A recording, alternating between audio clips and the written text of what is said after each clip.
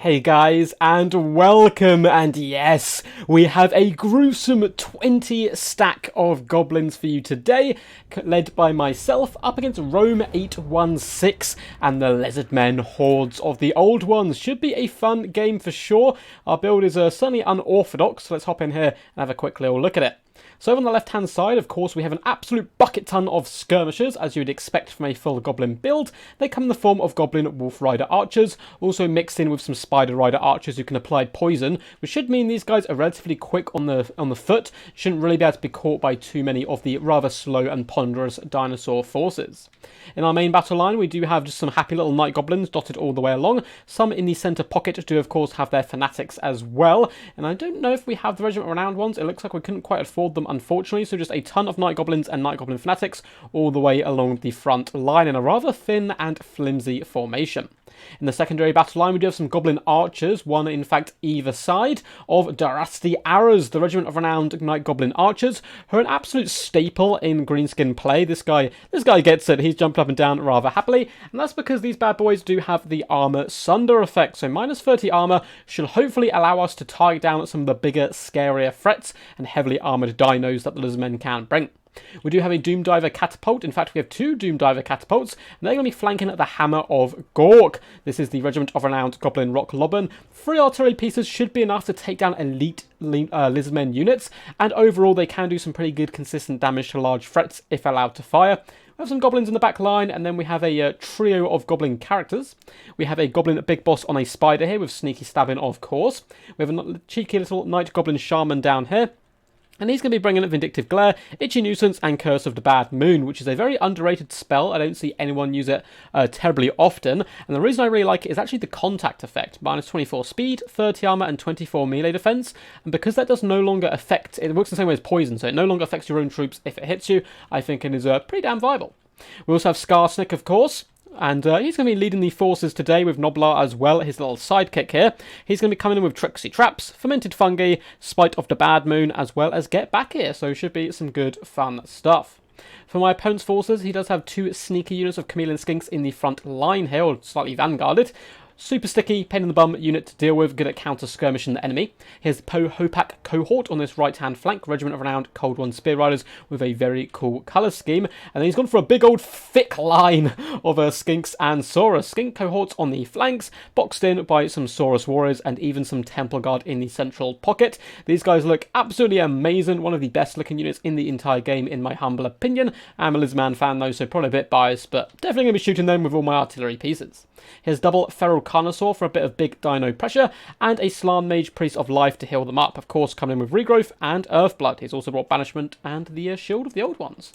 And it looks like we also have the Cohort of Sotek in a little bit of a reserve there for his main battle line. So it's certainly a hammer build, going to be looking just to smash through my forces, and I'm pretty flimsy on that front line, so he's certainly going to have a good time of it if he can get to me and break me down quick enough. And of course, a lot of the Goblin Wolf Rider archers and so forth are going to be peeling away here. Looks like one of the rocks or Doom Divers actually clipped the Chameleon Skinks, doing some nice damage there as well. We could be able to charge in here and really do some massive burst damage to them. And it looks like, just as I say that, that is actually what I did. And you can see the wolves and the spiders skittering and leaping their way onto the Chameleon Skinks. Going to be doing some really lovely burst damage. But of course, with the Hopak cohort nearby, as well as those Carnosaurs, we're going to want to fall back as quickly as possible. Now over on the right hand flank, Goblin Wolf Chariots are being used to cycle down some of the lightly armoured Skinks, and the Temple Guard are taking an absolute pounding. We have Doom Diver catapults, as well as our mighty artillery piece, the Hammer of Gork, doing some pretty damage on top of them all round. Night Goblins are trying to push forward and intercept some of these Skinks, and it looks like the Hopak did manage to catch the Death Creepers, which is the regiment of renowned spiders, or at least a few of their models, but in return we're now doing some quite nice damage back to them as well. We've isolated the Skinks on the flank, should be able to finish them off pretty comfortably. But this big, just unstoppable wall of Saurus and Skinks is nearly here. The Night Goblin Fanatics need to get some good casts, really, to try and pull this one back. You can see the Temple Guard again absolutely hammered on the approach, which is rather unfortunate for them. And the front lines have been engaged, so Night Goblin Fanatics in the front line going to have to drop their Fanatics down the line if they want to do any real decent work. We do have a Vindictive Glare as well going off after the Feral Carnosaur, but Shield of the Old One has been popped. As you can see, the Fanatics are now starting to rake down the battle lines of these troops, hitting friend and foe alike. But more foe than friend, and that is the Greenskin way. As long as you kill more of them than you do of us, we're probably in a good situation. So the Feral Carnosaur's been microed effectively by my opponent, really pushing through onto the back line, ignoring the front line where possible. And these Temper Guard, despite the fact how beaten up they are, can easily push through some Night Goblins. And the Carnosaurs are now going to be just pounding down these poor archers. We are trying to turn around with our other archers to deal some decent damage, but Cohort of Sotic, again, well played by my opponent, has pushed them through the front line. I'm going to be hunting down my archers where possible.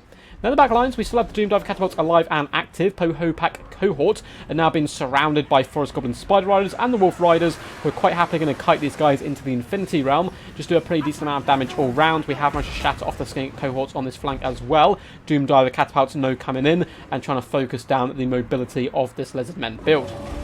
Feral Carnosaur, he's had enough of these pesky contraptions killing his friends, and he's going to be clobbering apart the catapults. These guys want to actually hop off their artillery pieces and leg it as fast as possible away from this situation.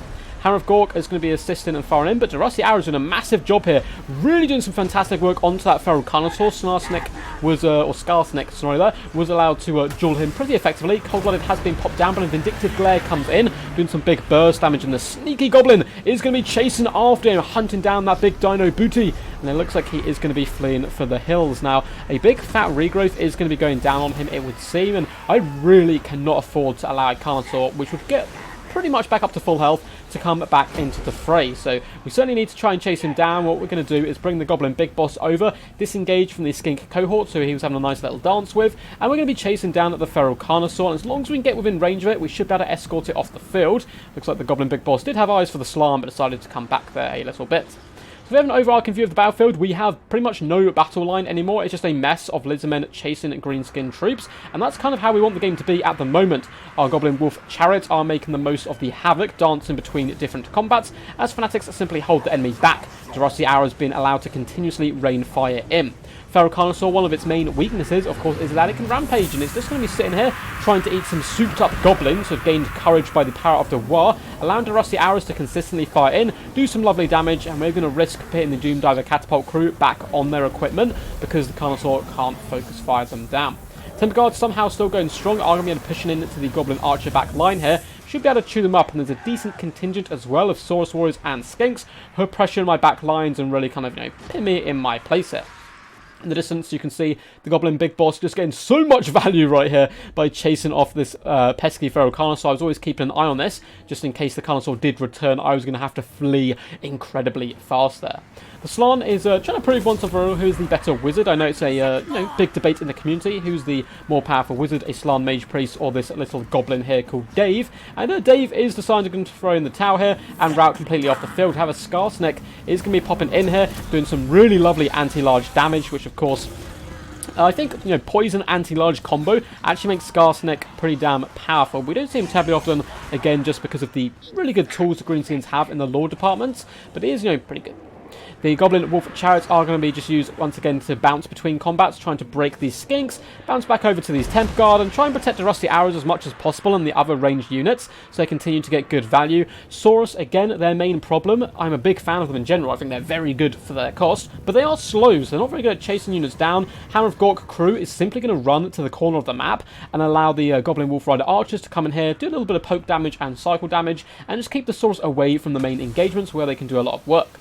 Night Goblin does break, but before he does, pops a Vindictive Glare and slaps that Slan Mage Priest back. A little bit of a vengeance for early, but looks like he's going to be running for the hills.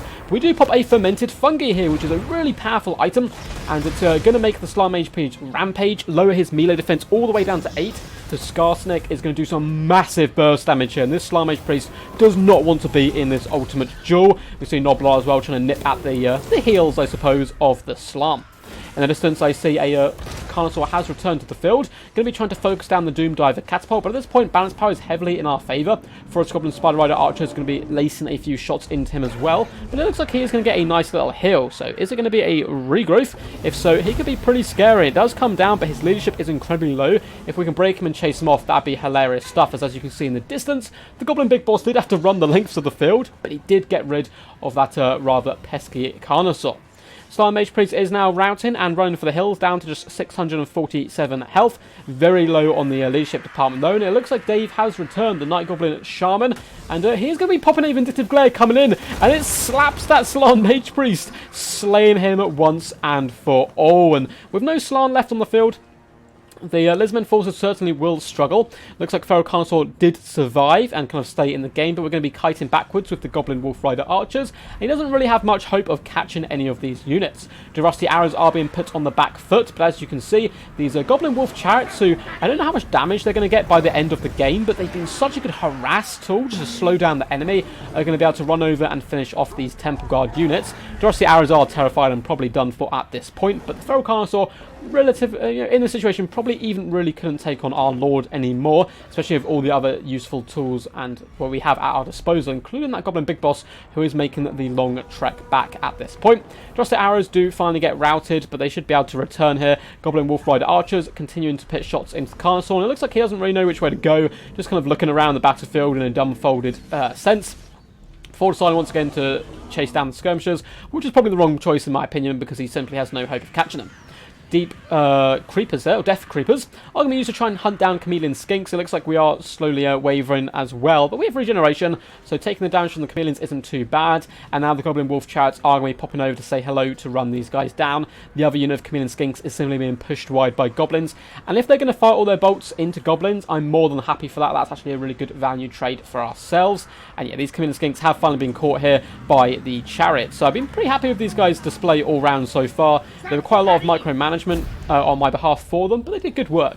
Anyway, it is going to be a Pyrrhic victory, and we lost so many troops all round, but that was the idea of the build, going for this full Goblin 20 stack. Certainly some fun stuff. Well played to Rome as well, 816, some good backline pressure at different points, but I feel like my army was a pretty good counter to his all round. Good micro with his Carnosaurs, and a little bit unlucky as well that when he did get that lovely regrowth off on his Carnosaur at a really key moment in the game, he did unfortunately break, and then I was able to chase him off. If he had managed to get him full kind of health up, the two Carnosaurs probably would have done a really good job of hunting down my leadership. And yes, Skarsnik does indeed have anti-large, but two Carnosaurs on a little Goblin, he will go down very, very quickly. Anyway guys, hope you enjoyed this thematic battle. If you did, feel free to give the video a big old thumbs up and subscribe for more Total War Warhammer content. You can also support the channel by becoming a member on the channel. There's a little button down there and it'll show you, all the bonuses of that and so forth. And you can go support me over on Patreon. But now for a little bit of analysis. So, well played to Rome, as I said earlier.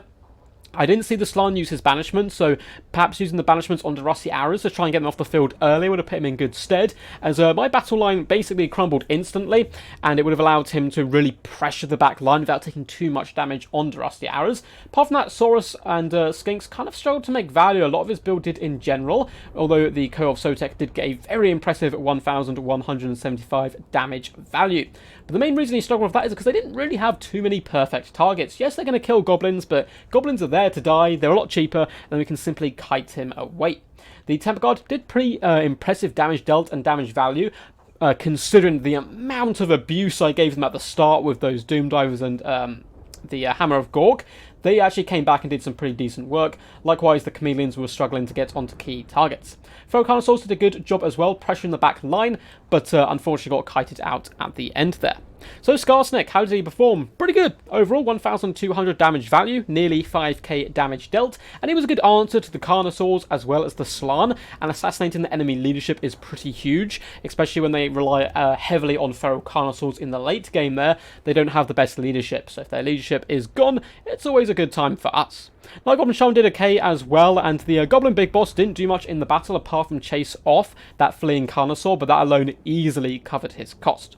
Doom Diver Catapults as well as the Hammer of Gork did some good pressure and forced my opponent to really rush me as quickly as possible, but the real MVPs here were probably actually the Rusty Arrows. 0 kills, but despite that still doing over 5,000 damage dealt, really helped take down some of the key targets, and the Goblin Wolf Chariots, 8,000 damage dealt, 98 kills, a really good stopper in that back line to try and slow down the Lizardmen as much as possible, while we pulled back with our archers and rained fire down upon them once more.